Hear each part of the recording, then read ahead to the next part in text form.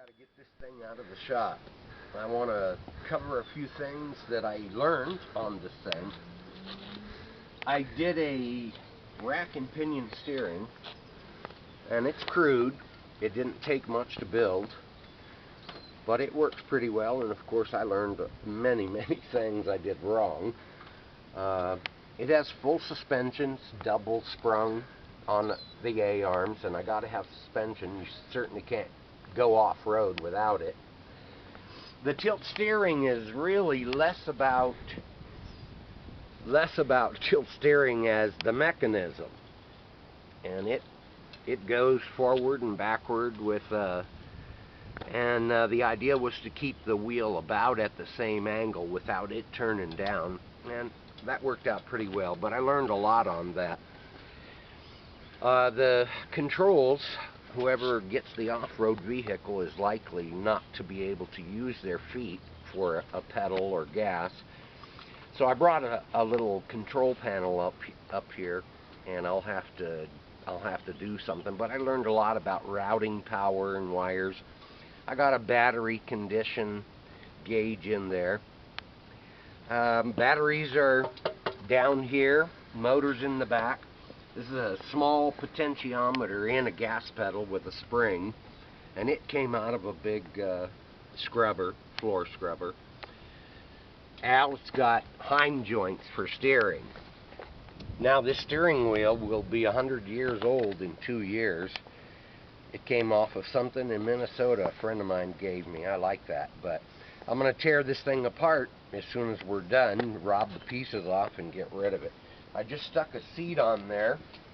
Now this is 2 electric motors, opposed, transverse mounted, and the gears are out of a differential rear end of a Chevy truck. I don't even know what they're from, but they drive axles, and the axles have to slide because as the A-arms go up and down, these axles get longer and shorter.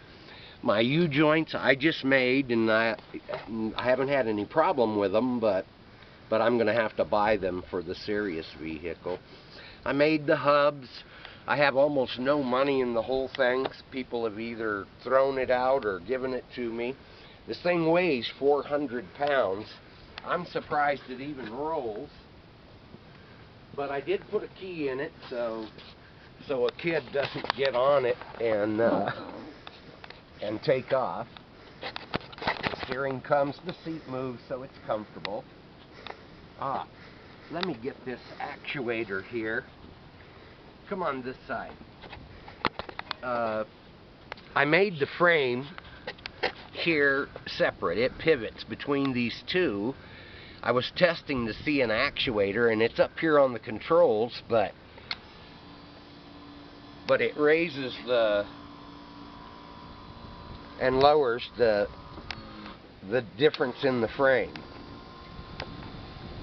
And again, it's not so much about the vehicle as it is seeing what these actuators are capable of.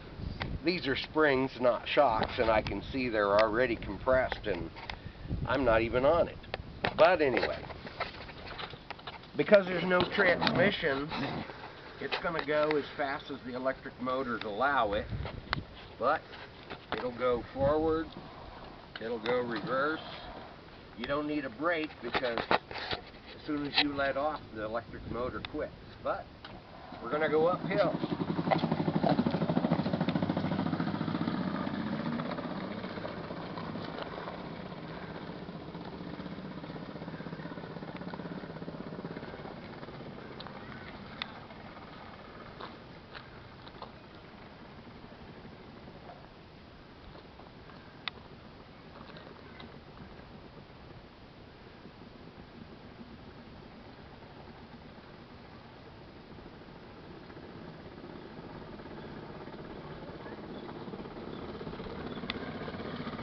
And that's the last of that.